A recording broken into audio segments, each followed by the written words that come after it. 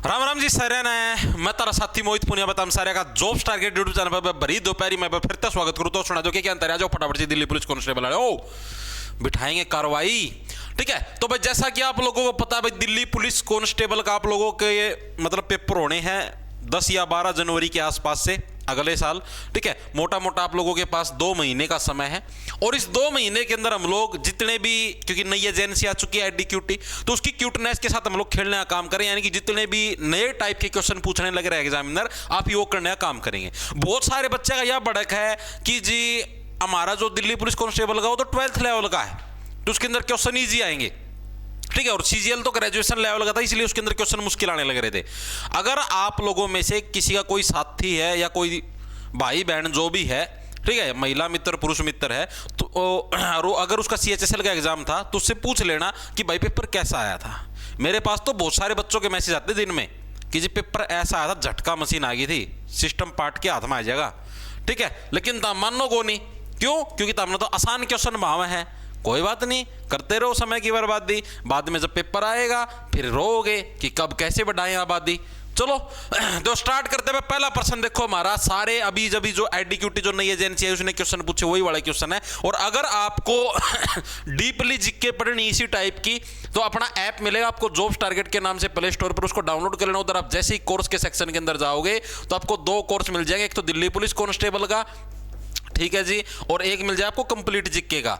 ठीक है, जिसको सिर्फ जीके पढ़नी हो कंप्लीट जीके वाला ले लेना, जीके के साथ विद हैंड नोट्स आपको सारी चीजें मिलेंगी। और जिसको कंप्लीट तैयारी करनी है, मैथ रीजनिंग भी देखनी, जीके भी, मॉक टेस्ट भी, रिटन नोट्स भी, सारी चीजें, तो वो दिल्ली पुलिस कांस्टेबल कंप्लीट वाला ले लेना। ठीक है भाई, स्टार्ट करते। देखो पहला प्रश्न क्या, झारखंड और पूर्वी भारत में कर्म उत्सव के दौरान अविवाहित आदिवासी लड़कियों के द्वारा एक साथ मनाए जाने वाले त्योहार का नाम क्या है?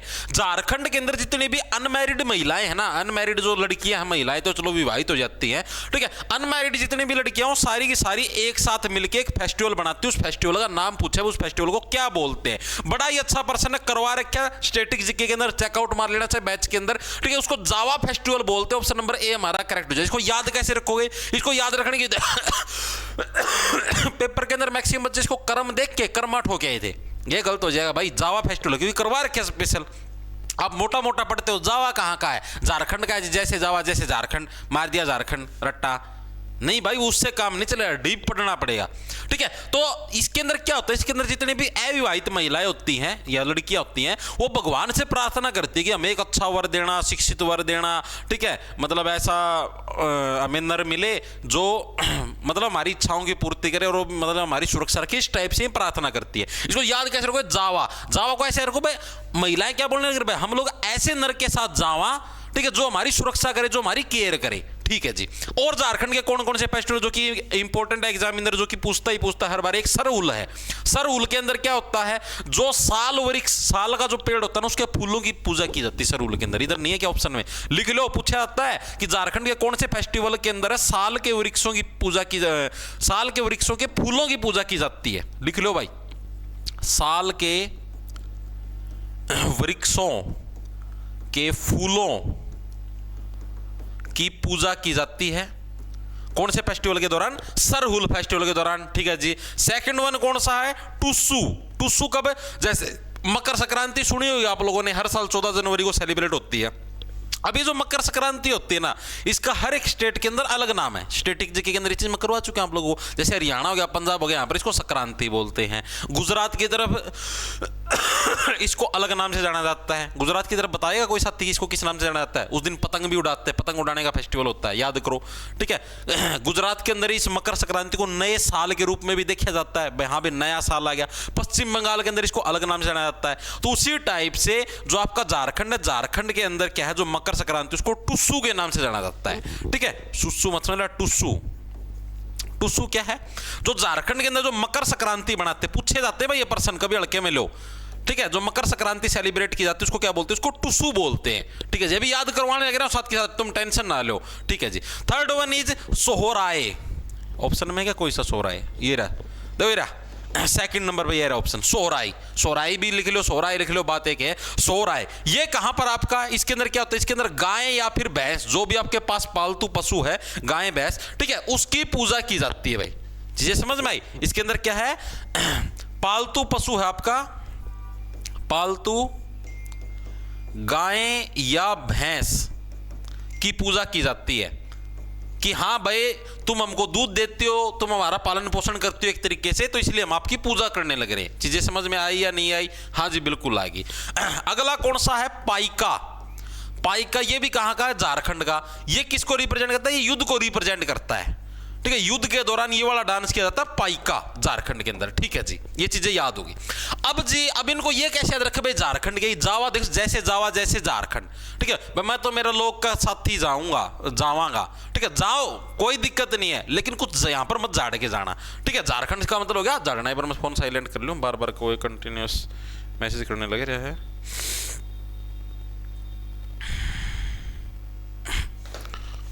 ठीक है। सेकंड वन इज सरहुल, ठीक है। सरहुल कैसे भाई? देखो पाइका से बन गया पाइल्स, पाइका से क्या बन गया? पाइल्स। पाइल्स किसको बोलते हैं? बवासीर को। और बवासीर के अंदर खून कैसे ऐसे जड़ता है ना, चरड़ चरड़ जड़ने से बन गया झारखंड, ठीक है। और जब आपके पाइल्स होगी तो डॉक्टर आपसे क्या बोलता है? बेटा आपके पाइल्स, आप ऐसे सिर क्यों इलाज दोगे? नहीं, कोई बताता थोड़े ना शर्म के मारे, यानी सरहुल आपने ऐसे सर हिला दिया, ठीक है। टुस्सू, आप तो क्या छोटे छोटे फुस्सू फुस्सू छोड़ते जाते हो, ठीक है। सोहराय, और सारे दिन क्या है, अगर आप उस वॉशरूम के अंदर जाके सो जाओगे ना तभी जाके पाइल्स होती हैं, ठीक है। तो यानी सोहराय, ये याद हो, सरहुल, टुस्सू, सोहराय, पाइका और जावा, बहुत इंपॉर्टेंट है, पूछे जाते हैं, आप देख भी लो। आगे चलो, अगला देखो, अगला कौन सा है? हैंडबॉल में खिलाड़ी को निम्नलिखित में से कौन सी क्रिया करने की अनुमति नहीं है? हैंडबॉल से रिलेटेड देखो, एक तो एग्जामिनर जो पूछता है, एक तो ये पूछता है टोटल खिलाड़ी कितने होते हैं, कितने मिनट का गेम होता है, 60 मिनट का होता है, 30-30 मिनट के 2 हाफ होते हैं, 10 मिनट का बीच में गैप होता है, ठीक है जी। ये चीजें इसके अंदर आती हैं। अब इससे रिलेटेड आपसे क्या पूछा है, देखो लिख लो। पहली बात तो हैंडबॉल के अंदर खिलाड़ी कितने होते हैं? 7 होते हैं जी। कितने होते हैं? टोटल 7 खिलाड़ी होते हैं एक टीम में, ठीक है जी। और मैक्सिमम कितने खिलाड़ी हो सकते हैं एक टीम में? तो मैक्सिमम एक टीम के 14 खिलाड़ी होते हैं। ये भी एग्जामिनर ने बहुत बार पूछ रखा कंफ्यूज करके। एग्जाम के अंदर आएगा कि जो भी तुम्हारी हैंडबॉल है, हैंडबॉल के अंदर मैक्सिमम खिलाड़ी कितने होते हैं?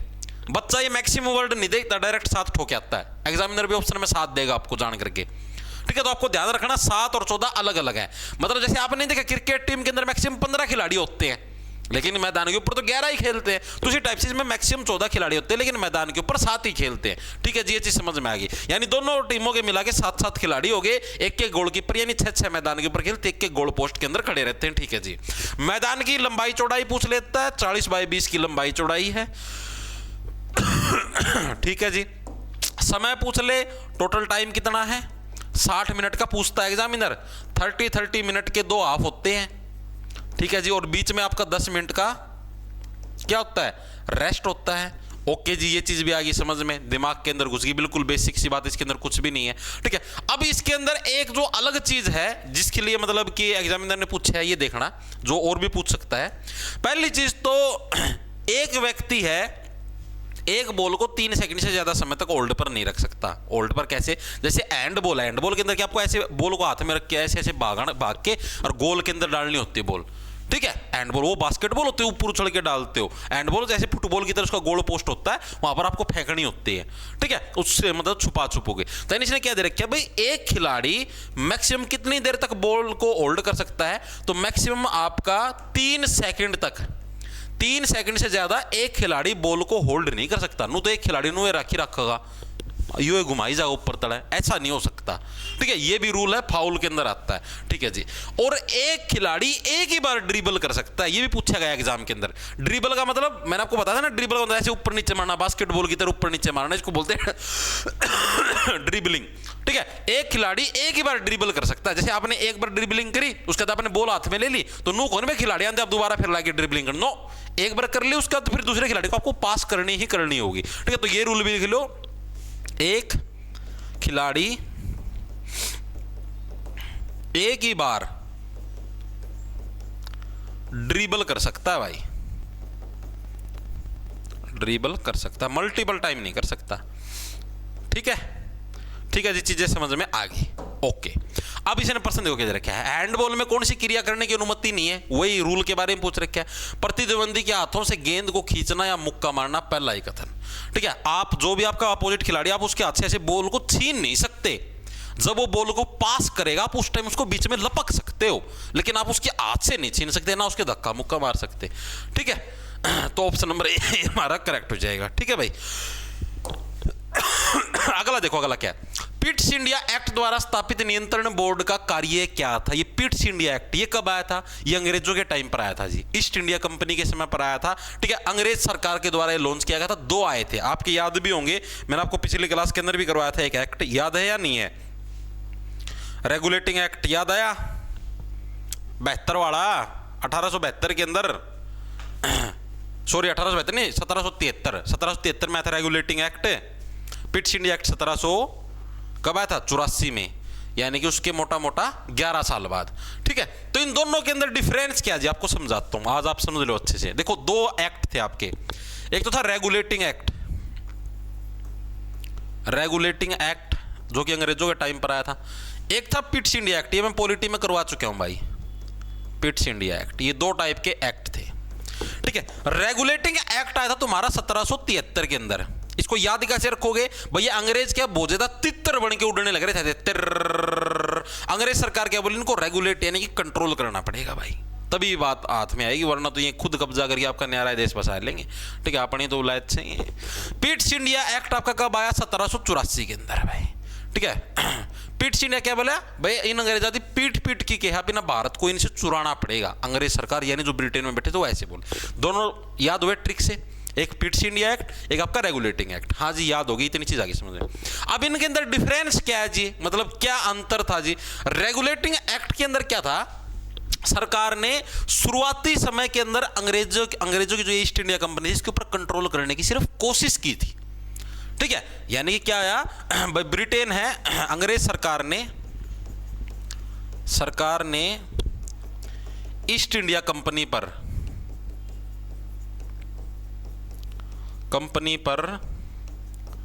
कंट्रोल करने की कोशिश की थी, शुरुआत कर दी थी, शुरुआत की, हल्की हल्की शुरुआत कर दी। हल्की हल्की शुरुआत कैसे? जैसे भाई जो बंगाल का गवर्नर था उसका पद का नाम बदल दिया भाई, इसके पद को गवर्नर जनरल बोला जाएगा। यानी कि एक तरीके से आप ये समझो यार, शासन कंपनी का है और कंट्रोल करने लग रहे उधर बैठे ब्रिटेन वाले ऑफिसर कि हाँ भाई इसका नाम बदल के ये करो। यानी कि इन्होंने थोड़ी थोड़ी शुरुआत करी थी। ठीक है जी, और जो पिट्स इंडिया एक्ट था इसके अंदर तो इन्होंने पूर्ण तरीके से कंट्रोल ही कर लिया था। ठीक है, कंप्लीटली इसको कंट्रोल कर दिया था। इसके अंदर क्या किया इन्होंने? पूर्णतः इसको कंट्रोल कर लिया, completely control east India company, जो ईस्ट इंडिया कंपनी थी उसको पूर्णतः कंट्रोल कर लिया भाई। ठीक है, यहां पर तो शुरुआत करी थी कंट्रोल करने की, इसके अंदर इसने पूर्णतः कंट्रोल कर लिया। ठीक है जी, अब ये जो पिट्स इंडिया एक्ट था इसके अंदर इन्होंने एक और चेंज कराया इसी के दौरान। इसके तहत इन्होंने क्या, जो भारत की जो सत्ता है उसको दो भागों के अंदर बांट दिया, मतलब डबल कंट्रोल सौंप दिए कि न्याय व्यवस्था अलग होगी, ठीक है, और जो कार्यपालिका होगी वो अलग होगी। कार्यपालिका मतलब सरकार टाइप वाला सिस्टम अलग होगा, और न्याय यानी कि जुडिशरी वो हमारी अलग होगी। यानी इसलिए इसको दो भागों में बांटा। आप देखो, पहला कहते हैं पिट्स इंडिया एक्ट द्वारा नियंत्रण और केवल भारत में सैन्य अभियानों का गलत है, कराधान और स्थानीय राजस्व गलत है, ब्रिटिश भारत में नागरिक और सैन्य मामलों को नियंत्रित करना, ऑप्शन नंबर सी हमारा करेक्ट हो जाएगा। ठीक है भाई, जो नागरिक मामले हैं वो तो कार्यपालिका नियंत्रित कर लेगी, यानी जो सरकार है वो उसको हैंडल कर लेगी भाई, कोई से नागरिक ना कि मैं कर दिया छोटा मोटा।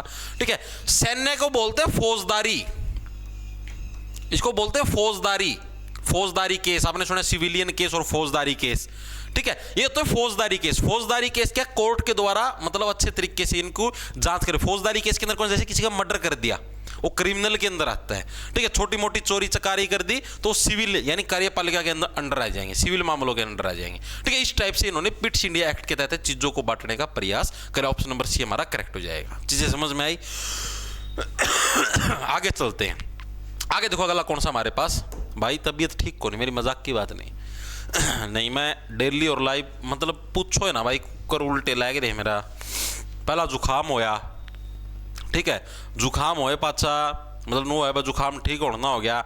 फिर एक दिन शाम ने नहा लिया था पानी था 7 बजे से नहा के, और फिर बाहर निकल गया मोटरसाइकिल पे, वो ठंडी ठंडी हवा लगी, फिर बुखार हो गया। 2 दिन 3 दिन बुखार में पड़ा रहा। ठीक है, फिर उन्होंने सोचा बुखार में भाई ठंडी चीज़ तो खानी को नहीं, गरम गरम चीज़ खा लियो। गरम चीज़ खाते रहो, सूप पिया, और सूप में बेरा नहीं किसा सी टाइप का आदमी से मसाले गणे के ड्रैग के थे वो सूप पींदे सारा मुंह में छाले हो गए, इस गाल पर भी, इस गाल पर भी, जीप पर भी, मुँह पर मसूड्या में भी छाले हो रहे। इब ना तो ठंडा पीण जोगा, कल रहता ना ठंडा दूध पी लिया तो उल्टी खांसी आने लगी, मुश्किल जुकाम ठीक होया था, मैं गर्म चीज़ खानी को नहीं छालिया मैं, मतलब चारों तरफ तक घेर लिया भाई मैं के बेरा के चाहो बराम। निम्नलिखित में से अगर बोलूँ ना बोल दो जीप पर भी छाला हो रहा है, ये जीप ये आगा दंदा का भिड़न है नूडर रही जा कर छाला इसके दंदा बीच में ना कि फूट ना जा। निम्नलिखित में से कौन सा कथन सही है, ये प्रश्न पूछा। देखो पहला कथन क्या है, यदि समवर्ती सूची के किसी विषय पर राज्य का कानून राष्ट्रपति के लिए आरक्षित हो और उसे स्वीकृति मिल जाती तो वह उस राज्य में उसी विषय पर विद्यमान संघीय कानून को रद्द कर सकता है। दूसरा कथन, संसद बाद में उसी विषय पर दूसरा कानून पारित करके ऐसे राज्य के कानून को रद्द कर सकती है। मतलब ये क्या है जी, समझ में नहीं आया, अभी समझाता हूं तब तुम्हारे समझ में आया। एक अवताप का अनुच्छेद नंबर 254, आर्टिकल नंबर 254, ये क्या बोलता है भाई, ये बोलता है कि जैसे मैंने आपको बताया था कि जो समवर्ती सूची होती है इसके ऊपर कौन कानून बना सकता है। समवर्ती सूची के ऊपर आपकी सेंट्रल गवर्नमेंट और स्टेट गवर्नमेंट दोनों मिलकर इसके ऊपर कानून बना सकती है, यानी सेंटर और स्टेट दोनों मिलकर क्या है, समवर्ती सूची के ऊपर कानून बना सकती है। अब मान लिया कोई भी मामला मान लो समवर्ती सूची, जैसे शिक्षा है, शिक्षा समवर्ती सूची के अंदर आती है, सेंटर भी उसके ऊपर कोई ना कोई रूल बना सकती है और स्टेट भी, ठीक है। मान लिया कि सेंट्रल गवर्नमेंट ने कोई रूल बना दिया था कि हाँ भाई जैसे ये आर टाइप का कोई रूल है भाई, इसको फॉलो करना पड़ेगा, ठीक है जी। और ये बात बोली सेंटर स्टेट में कभी लड़ाई तो सेंटर की बात को माना जाएगा, ठीक है। अब स्टेट गवर्नमेंट ने कोई कानून निकाल दिया जिसका नाम रख दिया हमने एस, और स्टेट गवर्नमेंट ने राष्ट्रपति जी को भी मना लिया कि हाँ जी राष्ट्रपति जी शिक्षा के ऊपर, शिक्षा क्योंकि समवर्ती सूची का विषय भाई ये कानून बहुत अच्छा है, इससे हमारे राज्य का ऐसे ऐसे विकास होगा, आप प्लीज मतलब कि इसको अप्रूव कर दो, ठीक है। और राष्ट्रपति जी ने मान लिया इसको अप्रूव कर दिया। अब जैसे मान लिया भाई इस कानून के तहत, जो सेंट्रल गवर्नमेंट का कानून, इसके तहत भाई मान लिया कुछ भी रोक लगा रखी थी भाई कि बच्चे भाई स्कूल में फोन नहीं लेके आए, मान लो सेंट्रल गवर्नमेंट ने ये रोक लगा रखी थी, ठीक है, बस बच्चे स्कूल में फोन नहीं लेके आएंगे। स्टेट गवर्नमेंट ने राष्ट्रपति से परमिशन ले ली, कानून पारित करवा लिया कि हाँ बच्चे स्कूल में फोन ले आ सकते हैं, ठीक है। तो इसके बाद ये जो सेंट्रल गवर्नमेंट का कानून है ये रद्द हो जाएगा इस स्टेट के अंदर। पहला कथन तो ये है, ठीक है। यदि समवर्ती सूची के किसी विषय पर राज्य का कानून राष्ट्रपति के लिए आरक्षित है और उसे स्वीकृति मिल जाती है तो वह उस राज्य में उसी विषय पर विद्यमान संघीय का मतलब सेंट्रल गवर्नमेंट के कानून को रद्द कर देता है। यानी कि स्टेट गवर्नमेंट ने अगर कोई कानून बनाया तो सेंट्रल गवर्नमेंट का कानून ऑटोमेटिक रद्द हो जाएगा समवर्ती सूची के विषय पर अगर राष्ट्रपति अप्रूव कर देता है तो, ठीक है जी। अब दूसरा कथन, संसद बाद में उसी विषय पर दूसरा कानून पारित करके ऐसे राज्य के कानून को रद्द कर सकती है। मतलब ये खेल चाल ही जाएगा, ठीक है। फिर बाद में संसद ने ला गया ना यार ये तो गलत कानून है, फिर संसद दोबारा फिर इस कानून की पारित करवाओगी और फिर इस कानून रद्द करवा सकते हैं। तो यानी दोनों के दोनों कथन आपके सही, ऑप्शन नंबर सी हमारा करेक्ट हो जाएगा। चीजें समझ में, और ये सारी चीजें अनुच्छेद नंबर 254 के तहत होती हैं। सर अब आपका जुकाम ठीक, हाँ जुकाम तो ठीक हो गया, कल रहता ना ठंडा दूध पी लिया, मुंह में छाले हो रहे थे, रोटी खाई कौन जाऊँ थी, मैं ब्रेड खा लूँ, रोटी मुंह में खाऊँ तो छालियाँ भिड़े थी, ठीक है। वो ब्रेड ना दूध में, गर्म दूध में डॉक्टर ने ठीक है, वो ठंडा दूध में डबो खाई, वो ठंडा ठंडा पी गया, दोबारा खांसी होगी, जुकाम तो ठीक हो रहा है, जुकाम को नहीं, बुखार में भी आराम है, बुखार भी कौन 2-3 दिन तक उनसे भगवान की दया, वैसे भी छालियाँ का और इलाज हो जाना, फिर अपना सिस्टम रेगुलर कर देंगे, टाइम सर कर देंगे, ठीक है। आगे चलो भाई, जब ध्वनि आवाज से पानी में प्रवेश करती है तो क्या परिवर्तन होता है, ये प्रश्न आपसे पूछा गया है, बड़ा ही अच्छा प्रश्न है। जब भी साउंड है, अब साउंड है वो आवाज के अंदर किसी ना किसी एक निश्चित स्पीड में चलेगा, हाँ जी बिल्कुल चलेगा, और इस स्पीड को बोलते हैं फ्रीक्वेंसी, जी बिल्कुल बोलते हैं कि निश्चित फ्रीक्वेंसी की स्पीड में चलेगा, जी बिल्कुल चलेगा। और जैसे ही मान लिया ये आवाज से किसी और मीडियम में चलेगा, जैसे पानी के अंदर घुस गया, इधर ही ऐसे पानी में घुस गया, ठीक है जी, तो इसकी कौन सी चीज चेंज होगी या फिर कौन सी चीज मतलब चेंज नहीं होगी, इसके अंदर ये प्रश्न पूछा गया। तो मैं आपको बताता हूं, जो भी लाइट है ना, हाँ सॉरी साउंड है, जब भी साउंड है किसी भी मतलब कि किसी भी मीडियम में प्रवेश करे, ठीक है, उसकी फ्रीक्वेंसी हमेशा कांस्टेंट रहती, फ्रीक्वेंसी के अंदर कभी भी चेंज नहीं होता। इस चीज को कॉपी में नोट कर लो चाहे, ठीक है। अब यहां पर देखो both frequency wavelength, frequency increase, इसके अंदर कोई frequency remain change but wavelength varies, option number A हमारा करेक्ट हो जाएगा। जो फ्रीक्वेंसी है उसके अंदर हमारा कोई चेंज नहीं होगा, बल्कि जो वेवलेंथ उसके अंदर चेंज हो सकता है, कम भी हो सकता है, ज्यादा भी हो सकता है, ठीक है, लेकिन फ्रीक्वेंसी कभी भी चेंज नहीं होगी, बहुत इंपॉर्टेंट है, ठीक है, फिजिक्स का पर्सन है। इसके अलावा मैंने आपको जैसे एक ये भी बताया था विबग्योर, याद करो, विबग्योर, इंद्रधनुष के 7 रंग, ठीक है, इनकी फ्रीक्वेंसी याद रखनी है, तो पता होगा ना कौन सा कलर कौन सा, वोयलेट, इंडिगो, वोयलेट का मतलब बैंगनी, इंडिगो गाढ़ा नीला, blue, green, yellow, orange, red, ठीक है जी। इनकी फ्रीक्वेंसी का चार्ट क्या कैसे होता है, ठीक है, जिसकी फ्रीक्वेंसी सबसे ज्यादा उसकी वेवलेंथ सबसे कम, ठीक है, तो इसकी क्या है फ्रीक्वेंसी सबसे ज्यादा, वेवलेंथ इसकी सबसे कम, ठीक है, रेड की फ्रीक्वेंसी क्या होती है सबसे कम, इसकी वेवलेंथ सबसे ज्यादा होती है, और इसी वजह से क्या है जितने भी आपको ट्रैफिक सिग्नल दिखते हैं, जितने भी आपको ऐसे तीपाई से बनाए हुए नहीं दिखते रोड के ऊपर, जितने भी सिग्नल होते हैं कि आगे रोड बीड़ी है, आगे ये ऐसे है वैसे, इस टाइप के सिग्नल होते हैं, ठीक है, ये रेड कलर में बनाए जाते हैं, क्यों, क्योंकि इसकी वेवलेंथ ज्यादा होती है। इसको एक ट्रिक से याद रखो, वेवलेंथ, एक याद रखो लेंथ, ठीक है, रेड की क्या लेंथ यानी लंबाई ज्यादा है, इसलिए हमको दूर से दिख जाता है रेड, ठीक है, तो इस टाइप से चीजें याद रखना पूछी जाती हैं कलर वाली, ठीक है जी। ओके, आगे चलते हैं। अगला देखो, अगला हमारे पास कौन सा है, समान नागरिक संहिता की अवधारणा भारतीय संविधान में सिद्धांतों की किस श्रेणी का हिस्सा, समान नागरिक संहिता, यूनिफॉर्म सिविल कोड, अनुच्छेद नंबर 44, 4, 4 दोनों समान है, ट्रिक से याद करवा रखे हैं, कैसे जी आपको बताता हूं। भारतीय संविधान के अंदर डीपीएसपी है, जिनको हिंदी में बोलते हैं नीति निर्देशक सिद्धांत, हाँ जी बोलते हैं बिल्कुल,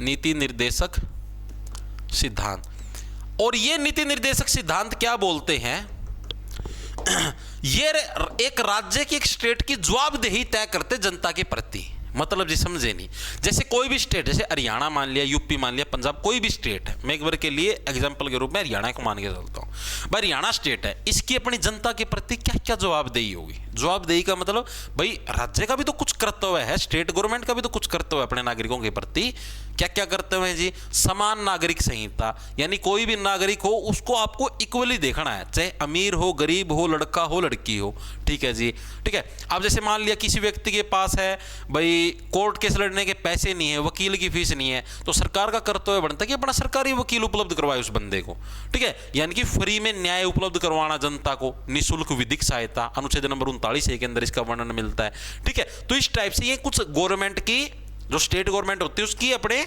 जनता के प्रति कुछ जवाबदेही होती है, उसको किसके अंदर शुमार किया गया है, आपका डीपीएसपी यानी नीति निर्देशक सिद्धांत के अंदर, ठीक है जी। ये कहां से कहां तक है, अनुच्छेद नंबर 36 से 51,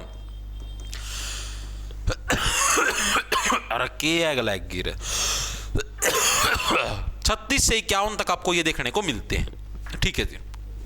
अब कुछ लिख लो, अनुच्छेद नंबर 1 तो 39A, इसके अंदर आपको क्या चीज देखने को मिलती है, पूछा जाता है बहुत बार, ठीक है। 39A के अंदर निःशुल्क विधिक सहायता, विधिक का मतलब कानूनी, ठीक है, यानी कि नागरिकों को फ्री में कानूनी सुविधा उपलब्ध, निःशुल्क कानूनी सुविधा, आपको लिए सरल वर्ड में लिखने लगे रहे लेकिन पेपर के अंदर विधिक आएगा लिखा, निःशुल्क विधिक सहायता यानी निःशुल्क कानूनी सहायता, ठीक है जी। सेकंड वन इज अनुच्छेद नंबर 40, ये सीजीएल के अंदर हर बार पूछा जाता है, ग्राम पंचायत से रिलेट करता है, अनुच्छेद नंबर 40, कैसे 40 का मतलब जाली, जाली मतलब फेक बंदा, ठीक है, फेक बंदा आपको कभी भी गांव के अंदर देखना होने वाला नहीं, ग्राम पंचायतों का गठन अनुच्छेद नंबर 40 के अंदर, ठीक है जी, ग्राम पंचायतों का गठन, ओके, ये चीज भी आगे समझ में। उसके बाद अनुच्छेद नंबर 42 के अंदर क्या है, मातृत्व अवकाश, क्या है, मातृत्व अवकाश से रिलेटेड चीजें, यानी कि अगर जैसे मान लिया कोई महिला बच्चे को जन्म देती है, चाहे वो प्राइवेट कंपनी में काम करे चाहे गवर्नमेंट एम्प्लॉय हो, ठीक है, आपका कर्तव्य बनता है कि आप उसको, मतलब वो माँ बनी तो 6-7 महीने उसके शरीर को मतलब टाइम चाहिए रिकवर होने के लिए, तो आप उसको छुट्टी दो, आपको उसको हटाना नहीं है, कानून है, ठीक है।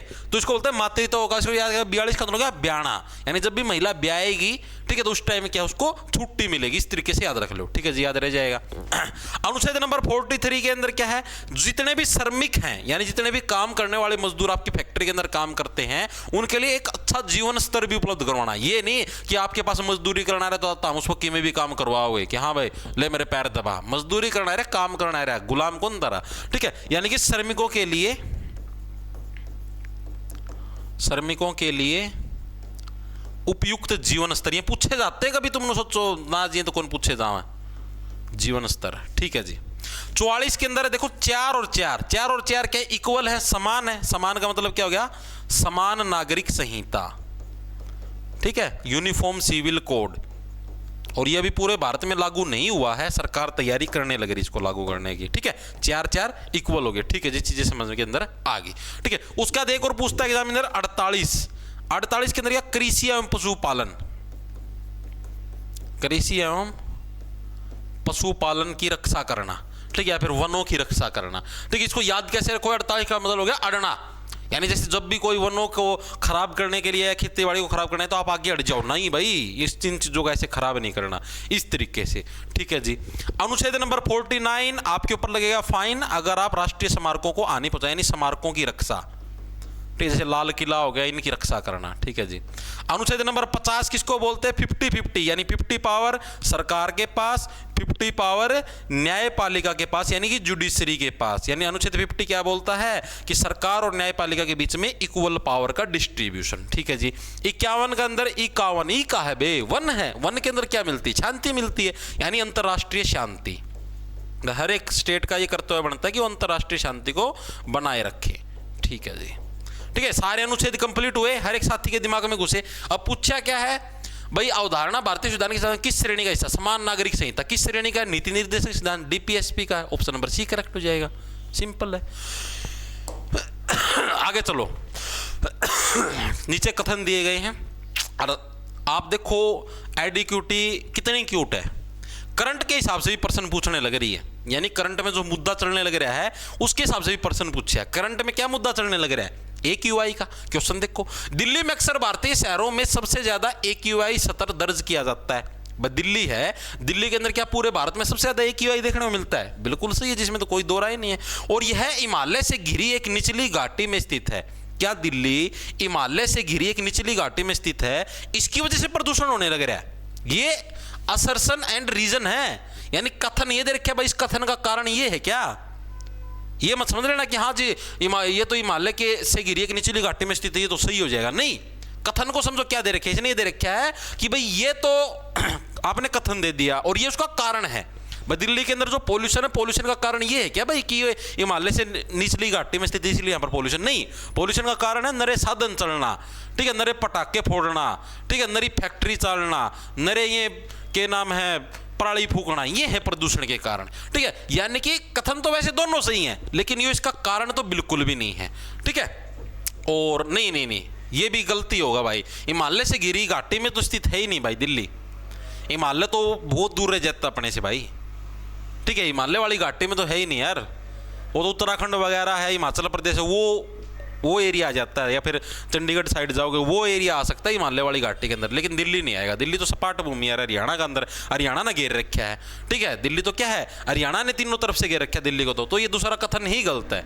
यानी आपका आएगा ओनली कथन a is true but r is false, यानी आर आपका जो मतलब है ये तो बात ही गलत दे रखी है, कथन आपका ओनली ए सही है भाई सीवर साफ करनी आ चुके हैं गाड़ के अंदर, भू चला दिया है, ठीक है, दिमाग की करह इसी तीसी, अब क्या करूं भाई मैं, हैं पूरा दिन मेरी तबीयत खराब थी, ठीक हुई थी, मैं क्लास रिकॉर्ड करके गेड़ दूं बड़का खातर, ये भी ये दुत्तू वाले आ गए, ये भी ये नहीं गेड़ने दे भाई, ये मैं क्या करूं। चलो मैं थोड़ा जोर जोर के बोल के करता हूं प्रयास, आगे चलते हैं। अगला देखो, अगला हमारे पास क्या निम्नलिखित में से कौन सा कथन सही है, पंथी सीढ़ियां, पंथ आएगा, पंथ सीढ़ियां गुरु घासीदास की अमृतवाणी की शिक्षाओं को दर्शाती है। कल ही हमने पढ़ा था पंथ के बारे में, याद है या नहीं है, कल हमने पंथ के बारे में पढ़ा था, नहीं पंथी जो डांस था, ठीक है, पंथी नृत्य आपका कहां पर किया जाता था, छत्तीसगढ़ के अंदर, कल वाली क्लास के अंदर किया था, पंथी नृत्य छत्तीसगढ़ के अंदर किया था और गुरु घासीदास को समर्पित है। यानी पहला कथन तो हमारा बिल्कुल सही है। दूसरा हमारा, उच्च अनुष्ठानों में सतपुरुष का प्रतिनिधित्व करने वाले मुखौटे पहने जाते हैं, यानी जितने भी बड़े बड़े अनुष्ठान होते हैं क्या उनके अंदर इस टाइप के मुखौटे पहने जाते हैं या नहीं पहने जाते, ये प्रश्न आपसे पूछा गया है। तो बिल्कुल हाँ भाई, इस टाइप के मुखौटे भी पहने जाते हैं, तो ऑप्शन नंबर सी हमारा करेक्ट हो जाएगा। ये पंथी वाला तो अभी किया था छत्तीसगढ़ के अंदर, ठीक है, तो चीजें करते रहा करो, ऐसी आती रहती है। अगला देखो कौन सा है, संविधान के प्रायोजनों के लिए कौन सा अनुच्छेद राज्य और संघ राज्य क्षेत्र को परिभाषित करता, बड़ा अच्छा प्रश्न है। जो भी हमारा संविधान यानी कि जो भी हमारी कानून की किताब है उसके अंदर अनुच्छेद नंबर जो 1 है उसके अंदर ही क्या दे रखा है कि भारत क्या है, राज्यों का संघ है, जैसे अपना भारत का मैप हो गया भाई, मेरे बनाना को नहीं आवा है, इसके अंदर जितने भी राज्य हैं इन राज्यों का ग्रुप क्या है, भारत है। तो ये तो दे रहे क्या है भाई, कौन सा अनुच्छेद राज्य और संघ राज्य क्षेत्रों को परिभाषित करता है। भाई भारत एक संघ है, संघ का मतलब यूनियन यानी कि राज्यों का एक ग्रुप है, ठीक है। यही चीज दे रही तो अनुच्छेद नंबर 1 के अंदर है जी, बिल्कुल सही है। अनुच्छेद नंबर 3 क्या बोलता है कि क्या है भाई, हम कोई भी नया राज्य बना सकते हैं, किसी भी राज्य का नाम बदल सकते हैं और उसको हटा सकते हैं, ठीक है जी। नए राज्यों का निर्माण, भाइयों मेरा ने कड़त आ गया दुत्तू भाई यार, अब अगर मैंने यार रिकॉर्डिंग बंद कर दी ना, मैंने सोचू इसका टपे पाछा दोबारा करूं तो एडिटिंग करनी पड़ेगी भाई, एडिटिंग वाली वीडियो मैंने दोबारा चपेनी पड़ेगी, दोबारा चपेऊंगा तो कम से कम 2 घंटे लग जाएंगे एडिट होने में, ठीक है। तो मैं कौन चाहता यार मैंने एडिटिंग करनी पड़े, इसलिए मैं लगातार चल रहा हूं, प्लीज आप लोग थोड़ा कॉम्प्रोमाइज कर लेना भाई, ठीक है। आगे अनुच्छेद नंबर 239 ये क्या बोलता है भाई, वेरी गुड वेरी। अनुच्छेद नंबर 239 क्या बोलता है कि जितनी भी यूनियन टेरिटरीज हैं, जितने भी केंद्र शासित प्रदेश, उनके ऊपर किसका, राष्ट्रपति जी का शासन होता है, उनके ऊपर किसका, राष्ट्रपति का शासन होता है। ये सीवर साफ करनी आ रहे भाई, मैं क्या करूं यार, ठीक है जी। और अनुच्छेद नंबर 240 क्या बोलता है, अनुच्छेद नंबर 240 हमको बोलता है कि जितनी भी यूटीज हैं इनके अंदर जो कानून बनाएगा ना वो भी राष्ट्रपति ही बनाएगा। चलो बंद होया कि मैं, देखिए यहाँ पर तो क्या दे रखा था कि वहां पर सिर्फ राष्ट्रपति का शासन है, और इसी से अगले के अंदर क्या दे रखा है, जितनी भी यूनियन टेरिटरी यानी केंद्र शासित प्रदेश है उनके अंदर जो कानून है वो भी सिर्फ राष्ट्रपति ही बना सकता है, कानून भी राष्ट्रपति जी ही बनाएंगे। जी बुंडी बांस आओ भाई, राष्ट्रपति बनाएंगे भाई, ठीक है। इन्हें किसी ने बता तो नहीं दिया, वो क्लास ले है उड़ जाएगी, बजाओ इस दूध ना है, ठीक है भाई, चीजें समझ में आई, वेरी गुड। आगे चलते हैं, अगला देखो कौन सा है, निम्नलिखित में से कौन सा हिमनदीय टीला, हिमनदीय टिल को, टिले आएगा, हिमनदीय टिले को जल निर्मित हिमनदीय तलछट से सर्वोत्तम रूप से अलग करता है। बड़ा अच्छा प्रश्न पूछा गया, मतलब आप देखना समझना, देखो क्या दे रखा है भाई कि कौन सा हिमनदीय टिले को जल निर्मित हिमनदीय तलछट से सर्वोत्तम रूप से, देखो हिमनदीय टिला कौन सा होता है, जो हिमालय की नदियों से जो एक टिला बन गया वो बर्फ का, ठीक है जी। दूसरा जल निर्मित हिमनदीय तलछट, यानी जल से है, जैसे जल यहां से नदियों से फ्लो होया उसकी वजह से एक छोटा सा ऐसे पहाड़ सा बन गया हो। इन दोनों को अलग कौन करता है, मतलब क्या घटना जो इनको अलग करती है, बहते हुए पिघले पानी का स्तरित और स्त्रीकृत है, यह समान आकार के गोल कणों में बना होता है, यह बर्फ द्वारा सीधे जमा किए गए पदार्थों का असंयोजित मिश्रण। ऑप्शन नंबर सी हमारा करेक्ट हो जाएगा। यानी जो हिमनदीय टिले हैं ये डायरेक्ट ऊपर से जो बर्फ आती है उस बर्फ के जो असमान कण है, एक जैसे कण नहीं है, असमान कणों का असंयोजित का मतलब है, मतलब कि वैसे ही, मतलब कि जड़ जी आवे यहाँ पर ज्यादा बर्फ इकट्ठी होगी, यहाँ पर कम बर्फ इकट्ठी होगी, इस टाइप के एक मिश्रण है, इसको क्या बोलते हैं, हिमनदीय टिला। ये अलग है और ये तलछट होती है अलग होती है, तो बाद में बनती है छोटी छोटी चट्टानें नीचे की तरफ, ठीक है भाई। इधर चीजें आई समझ में, आगे चलते हैं। मंत्री परिषद के संवैधानिक उत्तरदायित्व के संबंध में कौन से कथन सही हैं भाई, मंत्री परिषद के बारे में आपको बताना भाई कौन सा कथन सही है या ये है, ये बताओ भाई। ओ भाई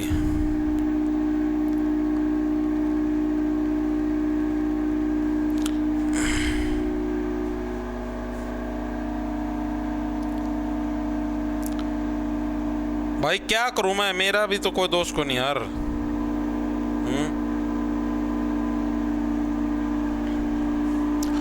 ठीक है भाई, चलो भाई। तो मंत्री परिषद के बारे में आपको बताना, पहला कथन देखो क्या हमारा, केंद्रीय मंत्री परिषद सामूहिक रूप से लोकसभा के प्रति उत्तरदायी होती है, बिल्कुल सही है जी।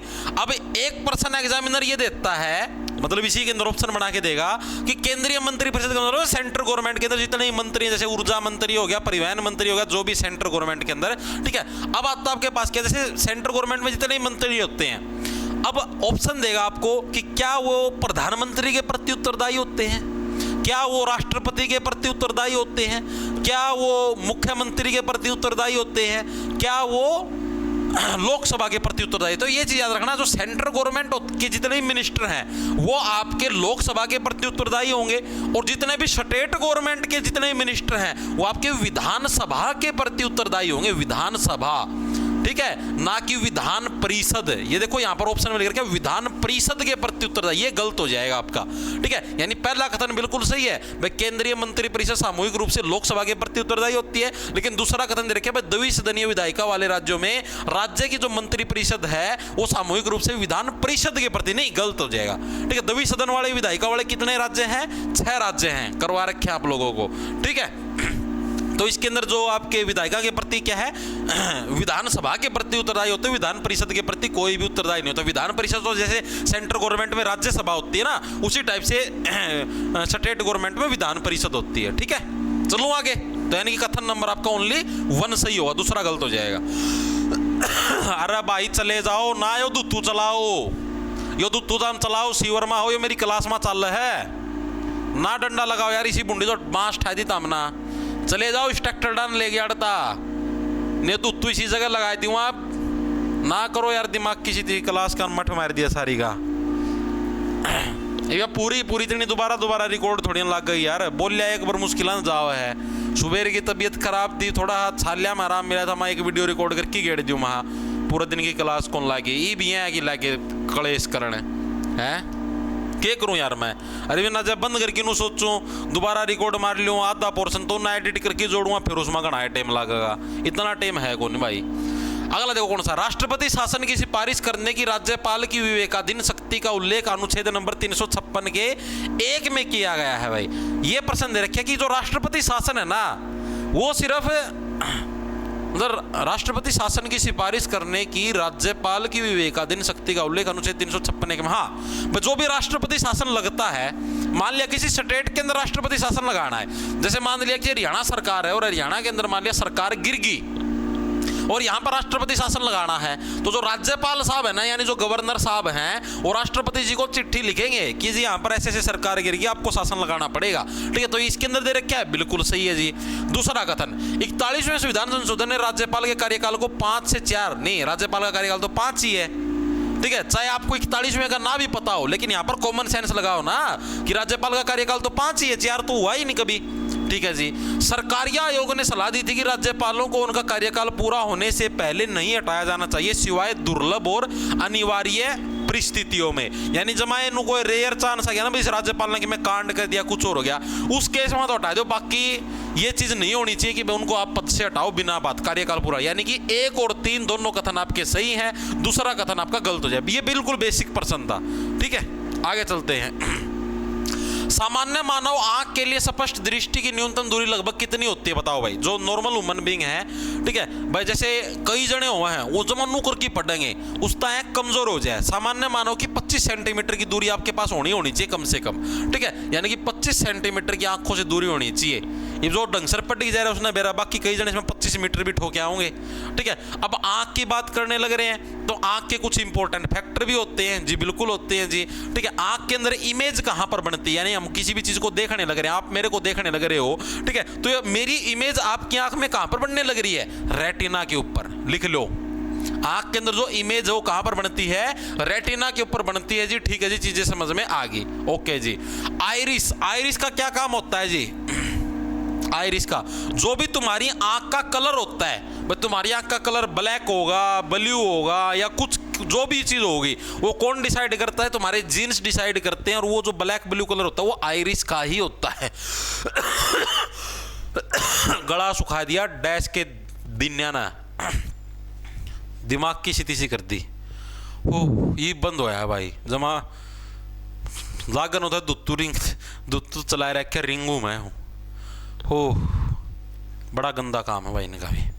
आइरिस, आइरिस का क्या काम होता है भाई, आंख के अंदर जो हमारे काला काला जो मोती सा दिखाई दे भाई, इसकी आइरिस बोलना है। ठीक है, तो हमारी आंख का कलर, आंख का कलर कौन है, आइरिस डिसाइड करता है। ठीक है जी, चीज समझ के अंदर आ गई। दूसरी चीज, जो भी हमारी आंख का जो साइज होता है, मतलब जो प्यूपिल का जो साइज होता है, प्यूपिल क्या होता है, हमारी आंख के साइज को है, मतलब जो अंदर ये छोटी सी डॉट नहीं होती, जैसे अपना ब्लैक ब्लैक जो हिस्सा है, इसके अंदर एक ये छोटी सी आपको काली काली डॉट और दिखाई देगी, इसको बोलते हैं प्यूपिल। ठीक है, ये क्या करता है जी, जैसे मान लिया लाइट ज्यादा एंटर करने लग रही है तो ये छोटा हो जाएगा, सिकुड़ गई, लाइट कम एंटर करे तो चौड़ा हो जाएगा ताकि ज्यादा लाइट घुसे। ठीक है, तो यानी ये क्या है, और प्यूपिल के साइज को कौन कंट्रोल करता है, आइरिस। ये क्या है, प्यूपिल के साइज को भी कंट्रोल करता है, इसको भी कंट्रोल करता है। ठीक है जी। दूसरा प्यूपिल। प्यूपिल का काम क्या है हमारा, ये छोटी सी ब्लैक डॉट होती है जो हमारा जो काला काला हिस्सा है इसका में ब्लैक डॉट, ये क्या है, लाइट की मात्रा को कंट्रोल करता है। लाइट की मात्रा के हिसाब से साइज सेट, हिसाब से साइज सेट करता है ये। ठीक है।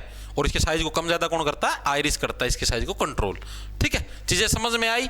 आगे चलूं, चलो जी। भारतीय नागरिक सुरक्षा संहिता एग्जामिनर का फेवरेट है। 2023 के तहत मजिस्ट्रेट 10 वर्ष से कम की सजा वाले अपराधों के लिए डिफॉल्ट जमानत लागू करने से पहले अधिकतम कितनी हिरासत अवधि अधिकृत कर सकता है। मतलब बड़ा अच्छा प्रश्न है। बस जैसे आपने मतलब कुछ ऐसे अपराध, जैसे मान लिया मर्डर है, मर्डर के अंदर 20-20 साल की सजा होती है, 10-10 साल की भी होती है, आजीवन कारावास भी हो जाता है। कुछ ज्यादा ही आपने क्रूरता दिखा रखी हो, जमा अगला के हाथ पैर काट दिया तो फांसी भी हो जाए। ठीक है, वो अपराध अलग हैं। अगर आपने नॉर्मल अपराध कर रखे हैं, जैसे मान लिया चक्कू घोंप दिया, चलो मर्डर हो गया, चलो अटेम्प्ट टू मर्डर हो गया एक तरीके से, ठीक है, थप्पड़ मार दिया, चोरी कर लिया, कुछ और कर लिया, ये अपराध कौन से होते हैं, जिनमें सजा आपको 10 साल से कम मिलती है। ठीक है, ये जैसे कि बेलेबल ऑफेंस होते हैं। बेलेबल का मतलब जिसके अंदर आपको इजीली जमानत मिल जाती है, और जिसके अंदर 10 साल से ऊपर से जाते होते हैं नॉन बेलेबल ऑफेंस, यानी जिसके अंदर आपको इजीली है मतलब जमानत भी नहीं मिलती। ठीक है जी। अब ये वाले जो अपराध होते हैं ना, इनके अंदर जैसे मान लिया जो आप मजिस्ट्रेट के सामने किसी व्यक्ति को पेश करते हैं, पुलिस वाले, ठीक है, यहाँ जिसने अपराध कराया है आप हमें इसको रिमांड पे दो, हम इसे पूछताछ करके सारी चीजों उगलवा के और उसकी चार्जशीट फाइल करके कोर्ट में पेश करेंगे। ठीक है जी। तो मजिस्ट्रेट उसको मैक्सिमम से मैक्सिमम 60 दिन तक ही हिरासत में दे सकता है, उससे ज्यादा नहीं दे सकता। 60 दिन मतलब 2 महीने। ठीक है, उससे ज्यादा उसको हिरासत में नहीं दे सकता, उससे ज्यादा फिर उसको कोर्ट में पेश करना पड़ेगा। ठीक है, आगे चलते हैं। भ्रष्टाचार धारणा सूचकांक पर कम स्कोर जैसे 0 के करीब क्या दर्शाता है। ये अच्छा प्रश्न है, ये आपका टीसीएस के टाइम पर भी आया था। एसएससी के अंदर जब टीसीएस थी तब भी ये क्वेश्चन आया था कि 0 किसको रिप्रेजेंट करता है। अब मैक्सिमम बच्चे ने सोचा 0 का मतलब है कि भाई भ्रष्टाचार बहुत कम है, उसको रिप्रेजेंट करता हुआ 0, तो भाई सबसे लेस करप्शन, मैक्सिमम बच्चे इसी को टिक करके आए थे जिन्होंने अच्छे से नहीं पढ़ा। आपको बता देता हूं भ्रष्टाचार के अंदर जो स्कोर कार्ड होता है 0 से 100 के बीच में। ठीक है, 0 का मतलब होता है सबसे कम भ्रष्टाचार, सॉरी सबसे ज्यादा भ्रष्टाचार। सबसे ज्यादा भ्रष्टाचार कब होता है, जब आपका स्कोर हो 0। ठीक है, 100 का मतलब है सबसे कम भ्रष्टाचार। अच्छा प्रश्न नहीं है, नोट कर लेना, आगे पूछ सकता है आपसे। सबसे कम भ्रष्टाचार कब होता है, जब स्कोर आपका कितना हो, 100 का हो। ठीक है, तो यानी कि क्या है, 0 है, 0 के करीब हो सबसे कम स्कोर, तो इसका मतलब क्या, भ्रष्टाचार बहुत ज्यादा है, यानी अधिक भ्रष्टाचार। ऑप्शन नंबर बी हमारा करेक्ट हो जाए। ये टेबल याद रखना बहुत इंपॉर्टेंट है, उल्टा चलता है इसके अंदर सिस्टम, कदे न समझो। आगे चलते हैं, अगला जो कौन सा, निम्नलिखित में से कौन सा सायुगम कृषि आधारित उद्योगों का सही प्रतिनिधित्व करता है, मतलब कौन सा जोड़ा है जो कि खेती बाड़ी से जोड़ने से उद्योग चलते हैं। सीमेंट खेत में उत्पादित हुआ है नहीं, जो तो नदी के अंदर से निकलती है। ठीक है, और कंपनी के अंदर जाके बनाते हैं, कट गया। दूसरा कॉटन टेक्सटाइल, सूती वस्त्र आना था, ये वक्त लिखेगा, सूती वस्त्र और चीनी, बिल्कुल सही है भाई। चीनी गन्ने से उत्पन्न होती है, गन्ना शुगर केन खेत से आता है, कॉटन रुई कपास के पौधे से आती है, खेत से आती है, बिल्कुल सही है। थर्ड वन इज जूट और इस्पात, स्टील खेत में उत्पन्न होता है, जी गलत हो जाएगा, जूट तो होता है। एडिबल ऑयल खाद्य तेल और एल्यूमिनियम, खाद्य तेल हो जाए लेकिन एल्यूमिनियम भी खेत से नहीं होता है। ऑप्शन नंबर बी करेक्ट है, नॉर्मल जनरल नॉलेज का प्रश्न था। आगे चलते हैं, निम्नलिखित में से किसे मौलिक अधिकारों की सूची से हटा दिया गया। ये बड़ा अच्छा प्रश्न है। जिस टाइम भारत का संविधान बना था ना, ये भी एग्जाम के अंदर बहुत बार आता है, जब जैसे अपना देश आजाद हुआ 1947 के अंदर, 1950 के अंदर हमारा संविधान लागू हुआ, तो उस टाइम भारतीय संविधान के अंदर टोटल 7 मौलिक अधिकार थे। 7 मौलिक अधिकार थे। वर्तमान में कितने हैं जी, वर्तमान में 6 हैं। वर्तमान में 6 हैं। तो ये 7वां कौन सा था जी और कब हटा दिया गया जी। ये 7वां था तुम्हारा संपत्ति का अधिकार, और ये हटाया गया 44वें संविधान संशोधन के तहत। 44 में को याद करने की ट्रिक क्या पता है, 4 + 4 8, यानी कि 1978 में हुआ था 44वां संविधान संशोधन, और इसके तहत क्या है, संपत्ति के अधिकार को हटा दिया गया, संपत्ति के अधिकार को रिमूव कर दिया गया। ये क्या था जी, अभी समझाता हूं। पहले क्या होता था, पहले मतलब ये मौलिक अधिकार दिया गया था कि आपका आपकी माँ बाप की संपत्ति पे पूरा अधिकार है। ठीक है, मौलिक अधिकार है कि हाँ बता ना, मतलब ये तो कानून बना रखा था भाई, चाहे ताम तारे माँ बाप होगा लात मारो, चाहे उन्हें जैनता मार दो, कोई दिक्कत नहीं, लेकिन वह संपत्ति तारी रहेगी। यो रूल बना रखा था। ठीक है, फिर इस तरह क्या होया, अत्याचार ज्यादा बढ़ने लग गए। जो भी नई नई बहू आवे, ठीक है, काम कर दो, इनका जी दुखी पावे। ठीक है, इतना सारा दिन फोन दे दो, इंस्टाग्राम पे रील देखी जा, रील बनाई जावा, ये तो नूचावा है। ठीक है, काम कौन करेगा भाई घर का, उस खातर काम वाली बाई लगा लो। अगला आदमी का इतना ब्योते ना हो काम वाली बाई लगाने का, फिर क्या करा आदमी है। फिर वो जूत बजाओ, उसके माँ बाप हुआ गेल, छोरा का माँ बाप हुआ गेल, बेचारा गेल।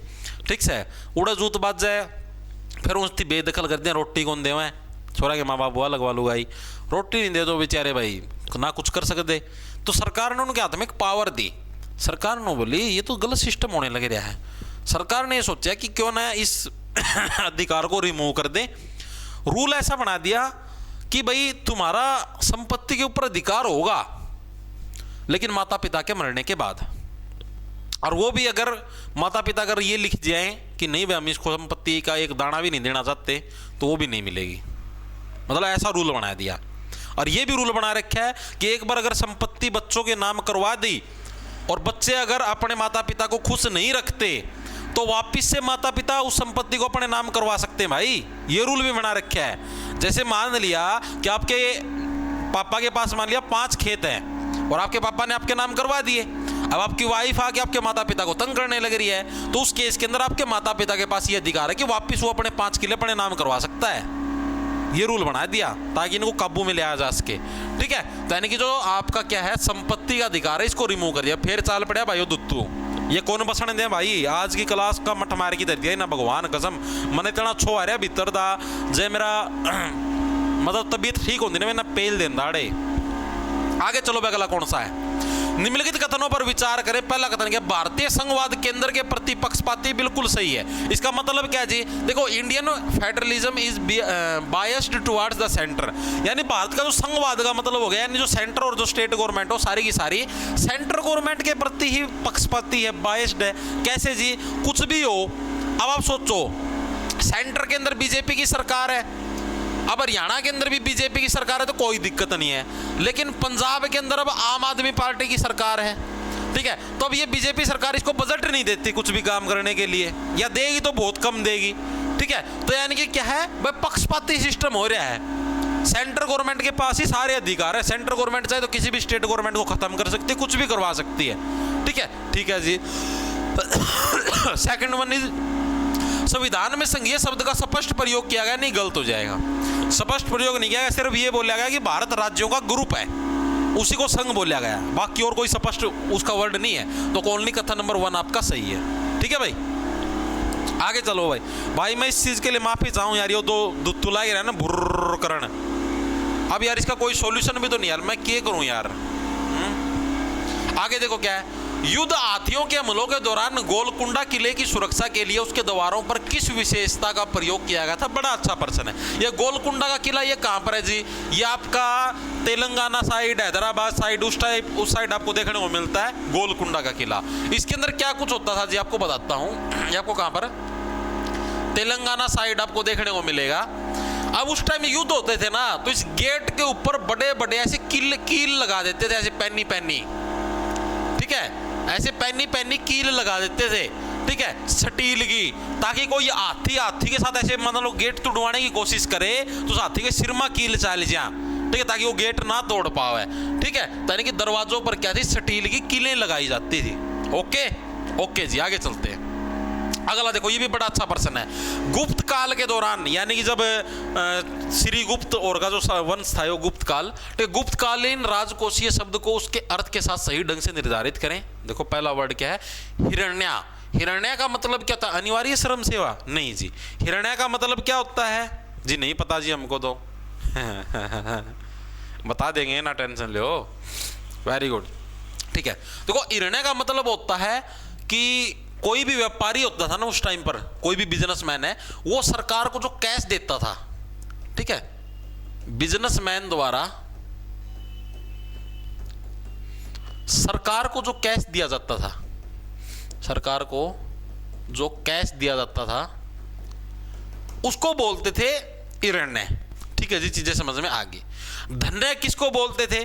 धन्य बोलते थे भाई जो धन दिया जाता था, यानी जो आम जनता जो नॉर्मल तरीके से जो धन देती थी उसको धन्य बोल देते थे, ठीक है, यानी सवर्ण कर तो बिल्कुल ही नॉर्मल धन था। भोग, भोग क्या था? उपज में राजा का हिस्सा, क्या इसको भोग बोलते थे? भाई कोई भी उपज होती थी उसके अंदर में राजा का क्या हिस्सा रहेगा, क्या उसको भोग बोलते थे? जी हाँ, बिल्कुल सही है, ठीक है, ऑप्शन नंबर सी हमारा करेक्ट हो जाए। राजा को भी तो भोग लगाओ, जो भी तुम्हारी भूमि है, जो भी तुमने उत्पादन किया उसमें राजा का हिस्सा दो। चौथा हमारे पास वेष्टिका। वेष्टिका क्या है? जबरन या ये जो भी है तुम्हारा, ये क्या नाम है, जबरन या कारवी श्रम, ठीक है, ये वेष्टिका नहीं, वेष्टिका ये नहीं होती थी, बिल्कुल हाँ, वेष्टिका तो कोई वर्ड ही नहीं होता था, विट्टी होता था, विट्टी, विट्टी भूमि के ऊपर जो टैक्स लगता था उसको विट्टी बोलते थे, लिख लो, ठीक है, ये कुछ नहीं था, विट्टी होता था एक वर्ड, जो क्या होता था, भूमि पर जो टैक्स लगता था उसको विट्टी बोलते थे, भूमि पर जो टैक्स लगता था उसको क्या बोलते थे? उसको विट्टी बोलते थे, याद रखना पूछा जाता है। भाग, भाग भी टैक्स होता था जो कि 1/6 होता था, जो भी आपकी उपज होगी, ठीक है, जो भी आपकी भूमि होगी, भूमि का 1/6 भाग ये टैक्स होता था, पूछ लिया जाता है, गुप्त काल के टाइम पर था भाग, ठीक है। एक हलिक होता था, हलिक टैक्स कब मिलता था? जो हल चलाने वाले लोगों से जो टैक्स वसूला जाता था, ठीक है, हल चलाने वाले लोगों से जो टैक्स वसूलते थे उसको बोलते थे हलिक, वालों से जो टैक्स वसूलते थे उसको क्या बोलते थे? उसको हलिक बोलते थे, ठीक है जी। आगे चलते अगला देखो क्या है, कर्णम मल्लेश्वरी किस खेल में ओलंपिक पदक जीतने वाली पहली? कर्णम मल्लेश्वरी किससे थी? भारोत्तोलन से, वजन वैसे ऊपर उठाया कर दे, वेट लिफ्टिंग से, यानी कि भारोत्तोलन से बिलोंग करती कर्णम मल्लेश्वरी। बिल्कुल बेसिक सा प्रश्न पूछा गया, इसके अंदर कुछ डीपनेस ही नहीं थी। आगे चलते हैं, ये अच्छा प्रश्न है भाई, मतलब मैं सोचू एग्जाम देना के दिमाग लगाई पूछे भाई। 1984 के ग्रीष्मकालीन ओलंपिक में पीटी उषा डैश सेकंड से कांस्य पदक से चूक गई। प्रश्न की डीपनेस देखो भाई, एक तो सीधा प्रश्न पूछ लिया कि कर्णम मल्लेश्वरी किससे बिलोंग करते? भारोत्तोलन, जो कि गदा नहीं बेरा है। एक प्रश्न देखो तुम, वो कितनी सेकंड से रहेगी? तो 1 सेकंड का जो 1/100वां हिस्सा था ना, उससे रही थी पीटी उषा।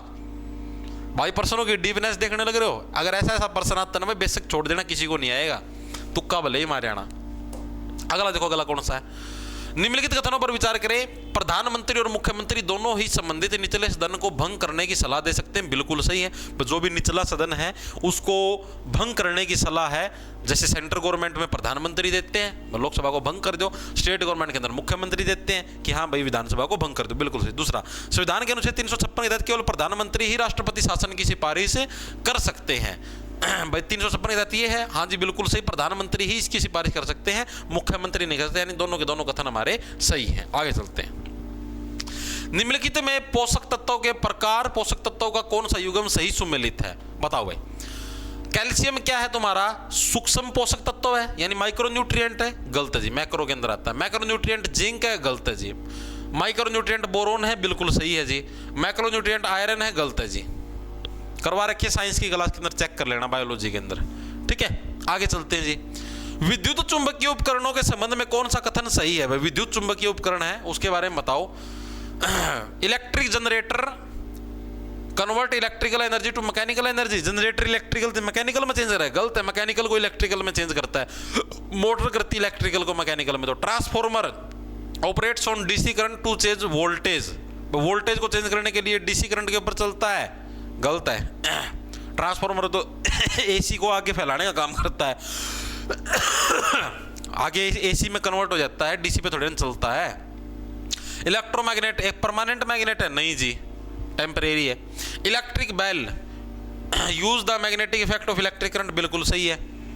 इलेक्ट्रिक बेल कब काम करती है? जो मैग्नेटिक इफेक्ट होता है इलेक्ट्रिक करंट, उसके अंदर एक मैग्नेट लगा होता है छोटा सा, उसी से चलती है इलेक्ट्रिक बेल, बिल्कुल सही है जी। अगला चलो, अनुच्छेद 50 संविधान के किस भाग का? अभी कह रहा है अनुच्छेद 50 क्या था?